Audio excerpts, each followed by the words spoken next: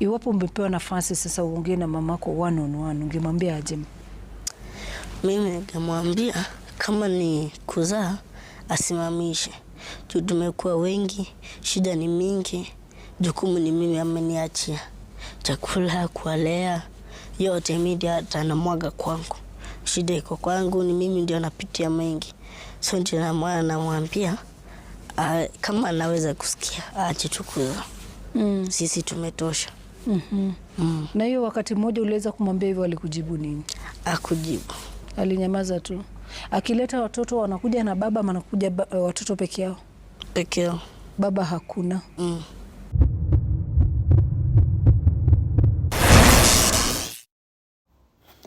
Another day, another story that finds you and doesn't let you go. Another day to sit down and feel something.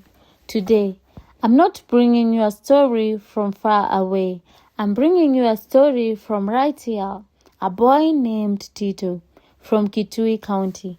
From a dusty path to a rusty iron sheet door. And a boy who never truly learned how to play. Because at just 14 years old, he became a parent. Not because he was ready, not because he chose it, but because life took his childhood away and never gave it back. Hawa ni watoto wetu wako hapo. Hawa wote? Hawa hivi. Tuko. Na mimi naweza waacha ni venye niko na roho ya utu. Siwezi waacha venye mama anawachanga anaenda. Mimi niko na roho ya utu. Naweza waacha niende nje nikaishi kama watoto wale wengine. Let me take you back to 2020, the year the world slowed down. But for Tito, life only became harder. His mother left for Nairobi, chasing money, chasing survival, chasing something better. She left Tito, his siblings, and their father. But their father, he was there but never present. Not responsible, not provider, just a man inside the house. And so, the children became invisible. 2 months later, their mother returned. By then, the damage was done. The family was broken. And the home was unstable. And they were forced to move back to their grandparents' home. But peace didn't live there either. Tulikuwa tunaishi ushago. Tulikuwa tunaishi na baba na mama. 2022, mama akaja. Kwaja akatuacha huko ushago. Huko ushago akaja Nairobi. Mkaachwa na baba yenu? Baba akatutupa kando. Babu akachukua mzigo. Baba yenu akawatupa aje? Yaani ashunguliki. Kimujisha pesa unaweza mujisha pesa ya kitabu, anaweza kupiga ama kutusi. Tukakaa na babu. After mama amekuja kutusalimia. Then comes another chance, another promise, another lie called hope. Mother tried again. They moved to Nairobi, but Nairobi is not kind to the poor. The city swallowed them all. Rent became nightmare. Food became rare. And then mother got sick.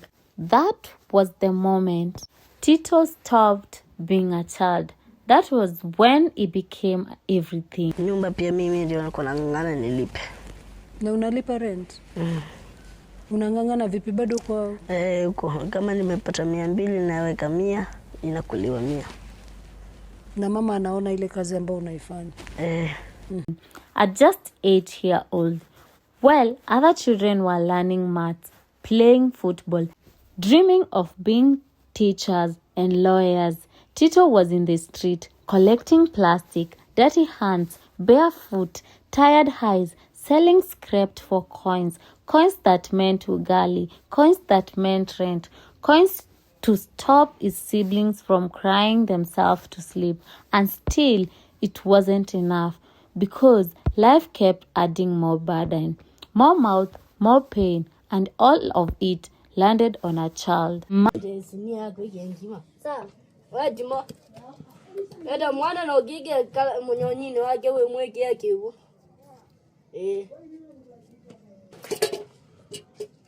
Ubu ikamwana nebule nundo ambewo.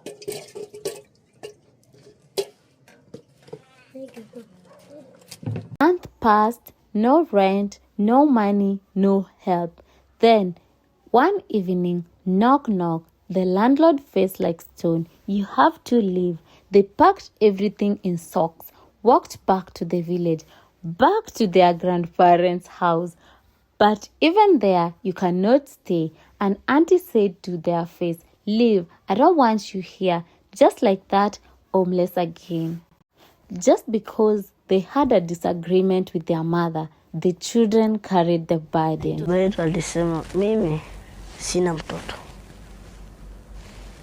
so tunaenda kwa shushi yangu, ikabidi tukaenda kwa shushi. Tukafika kwa shushi, kufika kwa shushi tukakaa, shushi yangu si mbaya, ako sawa.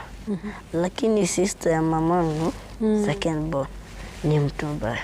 Ndiye aliambia shush, walikuwa kwa chama, akamuuliza wahi, kwa nini unitumii pesa? Akamwambia juu tuko hapo, haizi tuma pesa. Ikabidi shush aturuke, ndio sasa tutoke.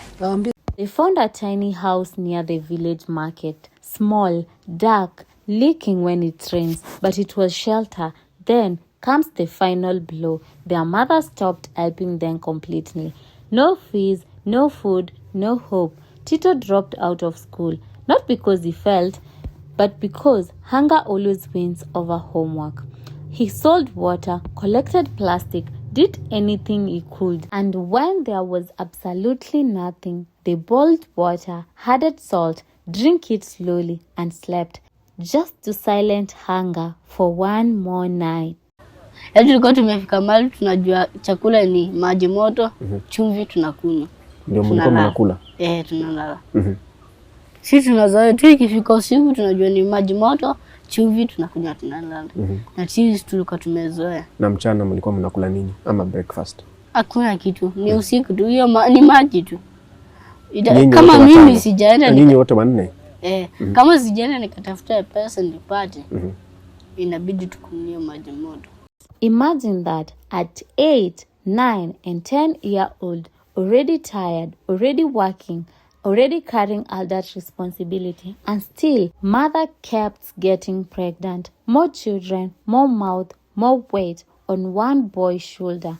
2025, pregnant again. No job, no hustle, already struggling with 5 children. She got sick again, but this time the boy understood. She wasn't just sick, she was pregnant. And that's when he spoke. He looked at her mother, not with anger, not with disrespect, with exhausting, and he asked her, why are you still bringing children into this world when life is already hard for us? Why are you making it harder for me when you don't even provide? And then Kenya listened, a video spread, and Tito said, words that cut deep into nation's heart. Mimi sipumzikangi, na kama ujui uchungu wa kulea, niulize mimi, na natamani kurudi shuleni. Translation, I never rest, and if you don't know the pain of raising children, ask me, and I wish I could go back to school.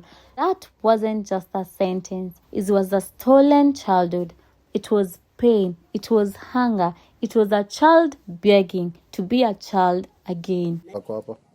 Ni asante, na Mungu awabariki, mali zilitoka ziendelee kuwa mingi, wasaidia watu wengi. Na kama ujuzi za kulea, niulize. Kama ujuzi za kulea, niulize. Mko na brother yako? March 2025, mother gave birth again.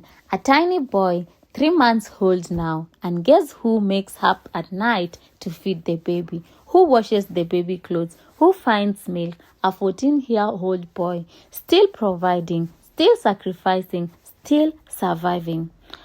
4 siblings, 1 sick mother, and 1 child, raising them all. Story left Kenyans in tears. People had different opinions. Some said, not all parents deserve to be called parents. Others said, not everyone give birth is a mother. And some questioned, why bring children into this world to suffer? Others talked about responsibility, about family planning, because children deserve better. They deserve love, care, and future. stories left Kenyans in tears, and it forced painful question. What kind of systems allowed children to become parents? Where were the adults? Where was the support? Where was the protection? A 14-year-old boy should be in school. He should be playing football. He should be dreaming, not worrying about rent, not feeding baby, not surviving on salt and water. And yet, every morning he woke up and fight because he had no choice. Because life forced him to grow before he could even understand childhood. And maybe, just maybe, all Tito truly wants is one single day to be a child again. If you are touched by Tito's story, don't forget to like, share, and subscribe to Jackie Trends Kenya, where stories come to life. Thank you for watching. See you in the next one.